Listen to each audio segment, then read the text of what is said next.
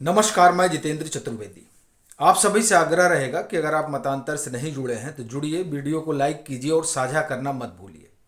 Supreme court ने अरविंद केजरीवाल के पैरों के नीचे की जमीन खिसका दी है। इसीलिए ये जो अभियान चला है 1 दिसंबर से, मैं भी केजरीवाल, वो दरअसल जो कालिख लगी है केजरीवाल और उनकी पार्टी और सरकार के मुंह पर, उसे दरअसल धुलने की एक तरह से कवायद है और अपने लिए और पार्टी के लिए एक सहानुभूति पैदा करने की कोशिश है। साथ ही साथ एक लिटमस टेस्ट भी कर रहे हैं अरविंद केजरीवाल कि इस हस्ताक्षर अभियान से क्या कुछ हासिल हो रहा है, और फिर उनको ये भी पता चल जाएगा कि दरअसल दिल्ली में आम आदमी पार्टी मौजूदा दौर में कितने पानी में है। वैसे भी जो एग्जिट पोल है वो तो एक बात तो साफ कर दिया है कि अरविंद केजरीवाल और उनकी पार्टी के लिए तो जहां उन्होंने जोर लगाया था, वो मध्य प्रदेश हो, राजस्थान हो या फिर छत्तीसगढ़, कुछ हाथ लगा नहीं। और तेलंगाना के जिस तरह के रुझान हैं वो ये बता रहे हैं कि जिस कांग्रेस के वोट पर अरविंद केजरीवाल ने दिल्ली में फसल काटी थी सियासी, वो फसल अब आप एक तरह से कहें कि खत्म होने वाली है, क्योंकि कांग्रेस का एक तरीके से माना जा रहा है कि रीइमर्जेंस हो रहा है और उसमें जाहिर तौर पर जो उनका अपना पुराना वोटर रहा है वो उनसे जुड़ रहा है, और खास तौर से मुस्लिम। तो ये जो एक नई चीज दिखी है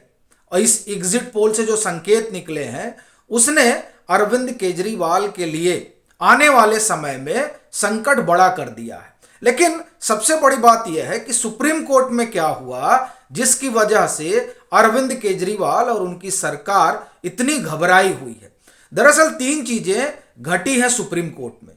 जो अरविंद केजरीवाल के लिए संकट की घंटी है। देखिए, पहला तो उससे आप सभी वाकिफ हैं कि नरेश कुमार जो मुख्य सचिव हैं उनको एक्सटेंशन दिया गया है, और ये एक्सटेंशन अरविंद केजरीवाल कि सरकार जिन घपले घोटालों पर बैठी हुई है वो दरअसल चीजें निकलकर बाहर आएंगी। यही वजह है कि केजरीवाल और उनकी सरकार अभियान चला रही थी एक तरीके से मुख्य सचिव के खिलाफ, लेकिन हासिल कुछ हुआ नहीं, क्योंकि उनको एक्सटेंशन जो केंद्र सरकार ने दिया उसे सुप्रीम कोर्ट ने भी मान लिया कि नहीं, ठीक है, आप सेवा विस्तार दे रहे हैं तो कोई हर्ज नहीं। यानी जो एक आप ये कहें कि प्लॉट बुना गया था कि जब मामला सीबीसी तक जाएगा तो ये देखा जाएगा, चूंकि सीबीसी तो तमाम चीजें देखती, किसी तरह का आरोप वगैरह तो नहीं है क्या, तो वो सारी चीजें जो है धराशायी हो गई जब सुप्रीम कोर्ट ने क्लियरेंस दे दिया। तो अब नरेश कुमार का बने रहना ही अरविंद केजरीवाल और उनकी सरकार के लिए तो आप एक तरह से कहें कि दम फूलने जैसा है। जैसे दिल्ली इस समय प्रदूषण से भरी हुई है,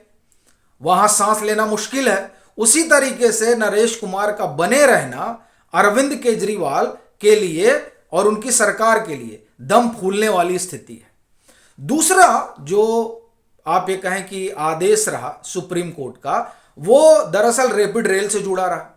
उसमें जिस तरीके से सुप्रीम कोर्ट ने बाह मरोड़ी है केजरीवाल सरकार की और ये कहा कि जब हम आपका हाथ मरोड़ते हैं तभी आपको बात सुनाई देती है, तो ये वो केजरीवाल जो दिल्ली मॉडल की बात करते हैं और खुद को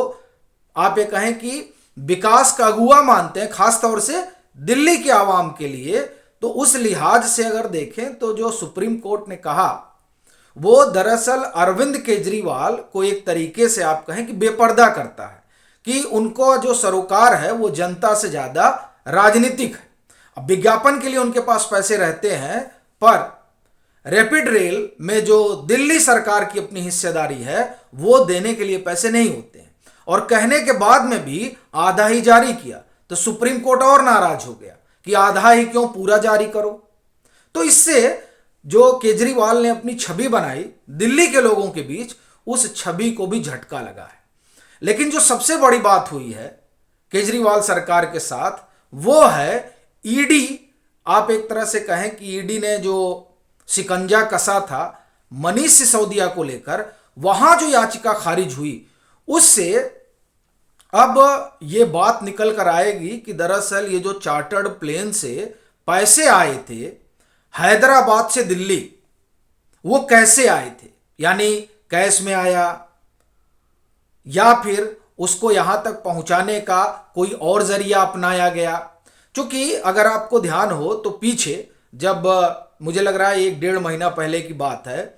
बाकायदे खबर हुई थी और ये खबर ईडी के हवाले से हुई थी, जब ईडी ने ये बात कही थी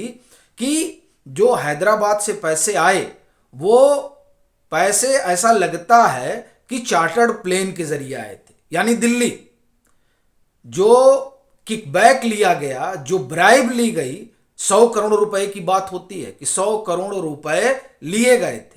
हालांकि वो आप एक तरह से कहें कि धनराशि बड़ी भी हो सकती है, और इसलिए कह रहा हूं क्योंकि ईडी ने 1000 करोड़ रुपए का अनुमान लगाया है, जिसमें 500 करोड़ रुपए का मनी ट्रेल मिल चुका है और 338 करोड़ रुपए का मनी ट्रेल जो है वो स्टेब्लिश हो चुका है। तो यानी ये मामला बहुत बड़ा है। अब इस जो बड़े मामले में जब चार्टर्ड प्लेन से जो पैसा आया उसकी कहानी खुलना बाकी है, और वो खुलेगी इसलिए क्योंकि एक तरह से आप कहें कि ईडी का मनोबल भी बढ़ा है, ये जो याचिका खारिज हुई है उसकी वजह से। इससे एक बात तो साफ हो गई कि ईडी की जो जांच पड़ताल है उसकी दशा और दिशा जो है वो ठीक है,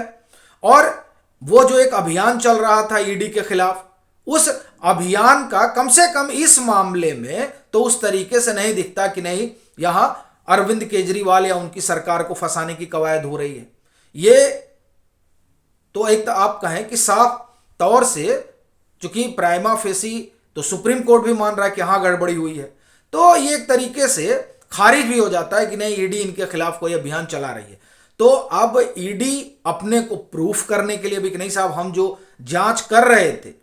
और जो सुप्रीम कोर्ट ने कहा उसमें कोई गड़बड़ी नहीं है, हम जांच पड़ताल ये 1000 करोड़ के आसपास की लेकर कर रहे थे और इसमें तमाम चीजें निकल कर आ रही हैं। तो ये जो चार्टर्ड प्लेन और फिर सैलून के नाम पर कंपनी खुलना, बताइए सैलून है, इंडो स्पिरिट में जो 3 लोगों की हिस्सेदारी बताई जाती है, जो ईडी का अपना आरोप है, उसमें आप देखिए कि ये जो अरुण रामचंद्र पिल्लई है, अरुण रामचंद्र पिल्लई को कहा जाता है कि ये के कविता के फ्रंटमैन है। बाकी इसमें मटुंगा का भी अपनी हिस्सेदारी थी। इसमें हिस्सेदारी और भी 1-2 लोगों की थी जो साउथ ग्रुप से जुड़े हुए थे। जब पैसा आता है और उस पैसे में बंटवारा शुरू होता है तो अरुण रामचंद्र पिल्लई जो हिस्सा अभिषेक बोनापल्ली के पास भेजते हैं उसका एक हिस्सा मीडिया कंपनी को जाता है और एक हिस्सा जो है वो किसी सैलून के पते पर दर्ज कंपनी में जाता है, यानी शेल कंपनी में जाता है। तो वो शेल कंपनी किसकी है, ये भी अपने आप में एक बड़ा सवाल है। और ये जो चार्टर्ड प्लेन से पैसे आए जिसकी बात ईडी कर रही है वो किसका है, ये तमाम जो रहस्य हैं वो अब खुलेंगे। और यही कारण है कि केजरीवाल और उनकी सरकार और पार्टी में हलचल ज्यादा है, खलबली बहुत है, और इसीलिए अब निकले हैं बाहर कि मैं भी केजरीवाल, और ये हस्ताक्षर अभियान इस बात को लेकर चल रहा है कि मैं जेल से सरकार चलाऊं कि इस्तीफा दे दूं। यानी अरविंद केजरीवाल भी ये तय मान रहे हैं कि उनको जेल जाना ही जाना है, और वैसे भी कहा ही जा रहा था कि 3 तारीख जो है वो उसके बाद कुछ भी हो सकता है। तो उस कुछ भी हो सकता में है ये चर्चा ही थी, लेकिन मालूम पड़ता है कि अरविंद केजरीवाल जो है वो उनके पास सूचना भी आ गई होगी। और वैसे भी ये चार्टर्ड प्लेन, ये सैलून, ये 10 बजे रात फोन करना, ये जो तमाम चीजें हैं वो जो एक आप ये कहें कि धागा पिरो रही हैं, उस धागे में बतौर मुख्यमंत्री अरविंद केजरीवाल की भूमिका तो संदेह के घेरे में आती ही, और ये तमाम चीजें ईडी की चार्जशीट में दर्ज है। इसीलिए ये माना जा रहा है कि अब इनका आप एक तरह से कहें कि संकट जो है वो निकट आ गया है और इसको केजरीवाल भाप गए हैं, इसीलिए बैठकों का दौर और हस्ताक्षर अभियान वगैरह चल रहा है। बाकी आपकी अपनी क्या राय है ज़रूर साझा करिएगा। मतांतर से नहीं जुड़े हैं तो फिर कहूँगा जुड़िएगा, वीडियो को खूब लाइक कीजिए और खूब साझा कीजिए।